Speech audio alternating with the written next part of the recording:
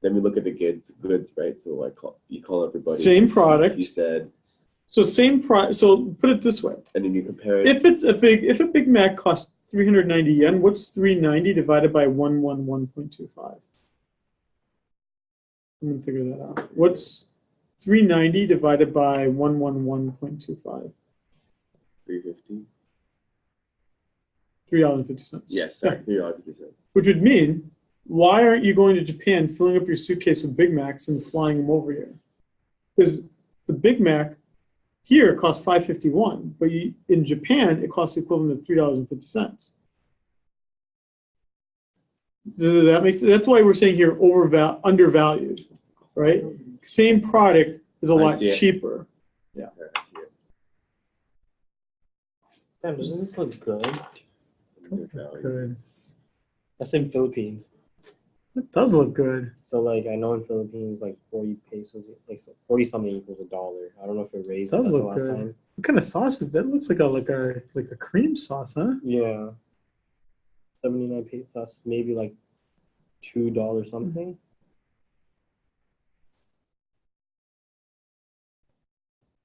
What does breakfast look like? Does breakfast look the same or no? Okay, so let's see here. What can I get? Cheese, egg. You can get a burger, a crispy chicken sandwich even for breakfast. Jeez, what is it with the Filipinos and their chicken? They love chicken, don't they? Sausage McMuffin, egg McMuffin. Okay, so last slide. Let's put this all together then and realize all the examples we've done, although they've really depressed Levi, you should remember that the U.S. is not a small open economy. In fact, it's a large open economy, as this kind of implies here, which means that as a large open economy, we're probably somewhere in between these two extremes, between a closed economy and a small open economy. So these are opposite ends of the extremes here. And a large open economy is probably somewhere in the middle. Which gives us our last bullet point. Maybe Trump's not that dumb, because it may be, in fact, that it will affect trade deficits. But from everything I've read, it won't affect trade deficits that much. But the biggest effect will really be on the real exchange rate. I know you like that. Oh, that looks really good. A Coke McFloat. Yeah. Oh, that looks good. It's like I do like the fact, you know what? I do like the fact, so when I was in Minneapolis, you can't get slushies at McDonald's. I love the slushies here. I know you could get Here, slushies I here. can't find my Yeah. picture, but I looked it up. This is what the That does look good. So yeah, so it's like a fried, like a fried shrimp thing. That's pretty good, actually, yeah. I would get that. Okay, so that's it for international trade. So what I'm going to hope to do then is that we do not have class next week. I will be at the Fed next week, Thursday, so we will not have class, which means we won't have class for health either. It's my last conference, thank God. I don't know, maybe I'm becoming lazy. This is the sakajunga ume fries I was telling you about. Oh, geez, that does look so girly, doesn't it? A McFizz. Ume fries. So is it? So the ume fries, were they like? It's like shaken. Yeah, that's what I'm saying. So like they put it on the outside, like it's Like, like you know how like when it flakes? has a shaken seasoning thing? That Yeah. So Yeah, it's like a shake and bake kind of thing. Yeah. Yeah. So we won't have class next week. I'm going to use that time that I'm on the plane or in the hotel, hopefully, to try to finish up the take-home exam, because I want to cover one last topic, topic 6, and then I'll give you the midterm exam, because we're probably going to have 10 to 12 topics, so it seems like a pretty convenient time to do it. And we'll go from there. That was good. Yeah, so 6:13. So yeah, we didn't stop that. We didn't end that early, and I'd say we put everything together, and we're all good. Okay, so I'm going to stop recording. Yes, How long